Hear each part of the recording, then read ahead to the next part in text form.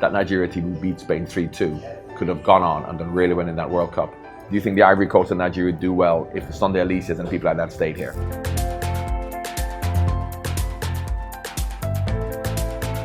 Well, first of all, you need an opportunity.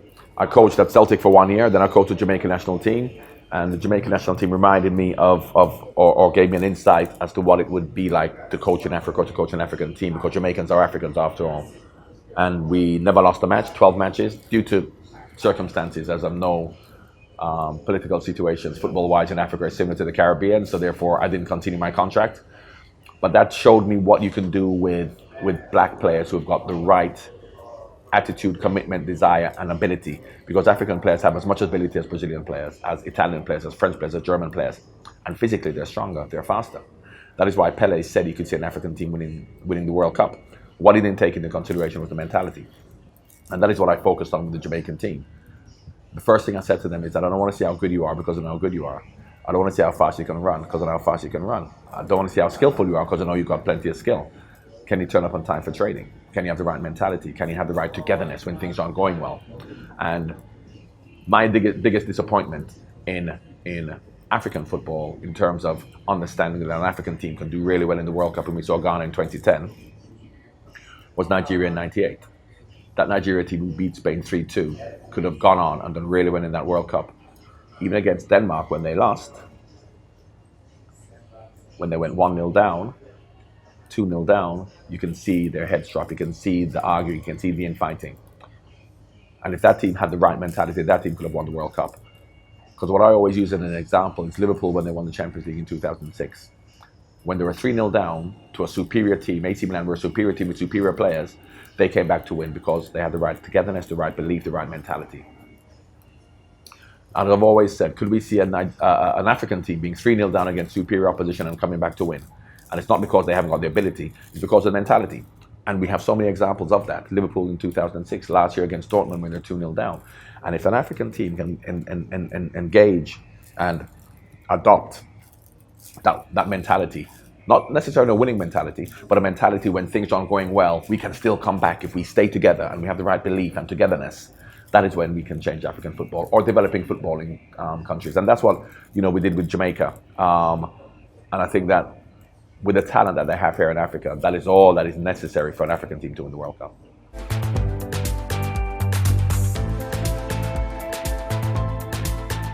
It's difficult to compete with Europe in grassroots football because they have the infrastructure, they have the money, they have the capacity, and they have an end product of young players coming up to then play in their leagues.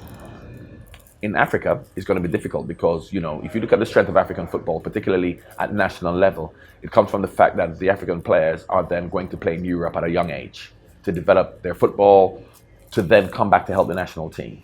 Now, the balance is important in developing local grassroots football, developing the league in African leagues, and of course South Africa has an advantage because they have money for these teams to actually keep their players.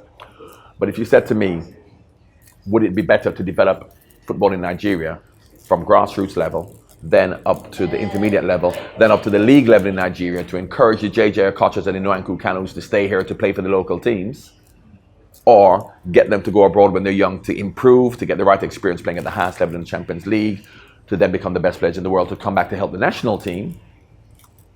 There's only one answer to that. Do you think the Ivory Coast and Nigeria would do well if the Sunday Elises and people like that stayed here? But you can do both. And South Africa, I think South Africa have gone too far the other way. In South Africa, when the national team was strong, was when the Mark Fishes and the Benny McCarthys and the Sean Bartletts went abroad to play. They came back and helped the national team. Now, because Orlando Pirates, Kaizer Chiefs, Mamelodi Sundowns have money, they're keeping the players because they can afford to pay them, but then the national team isn't as strong. So the balance is important, but it's a difficult situation. Yes, you have to try and develop grassroots football, but I think you have to try and develop youth football and young players.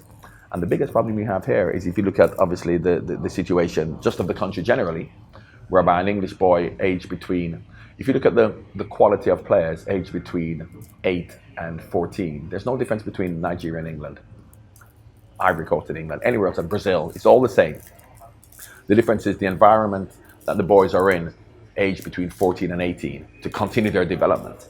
Whereas if you look at what happens in Africa generally, and Nigeria is better than most African countries, when you're 14 years old, 15 years old as a young boy, you've got to go and feed your family. You've got to go and get a job. You don't have time for football. There's not that infrastructure to help you to develop. So I suppose you lose a lot of your young footballers of that age, unless they're very, very good, like the Neil Lampteys and people like that are gone, or the young players. But that is something to do with the country as a whole. You can't compare what goes on in Africa with what goes on in Europe, because it's a much stabler environment in Europe to help to develop these young players.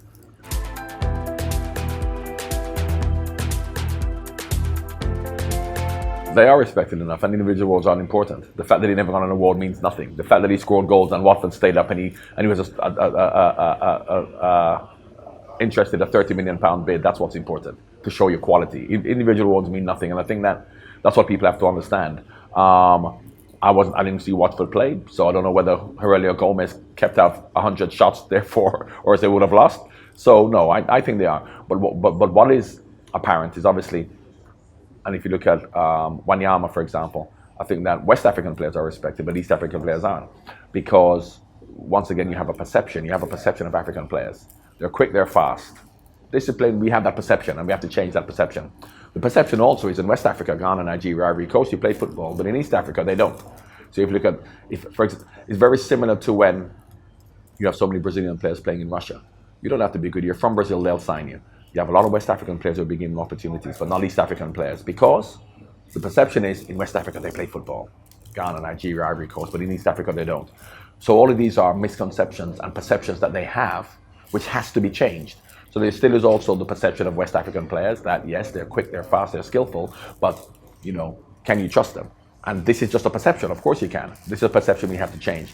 But to answer your question about whether they're respected enough, I think that they are in terms of being given opportunities. Maybe when you talk about being given the biggest contracts and the most prestige and the most awards, maybe not. But in terms of people signing African players to actually play for you, absolutely, there are lots of African players being given opportunities.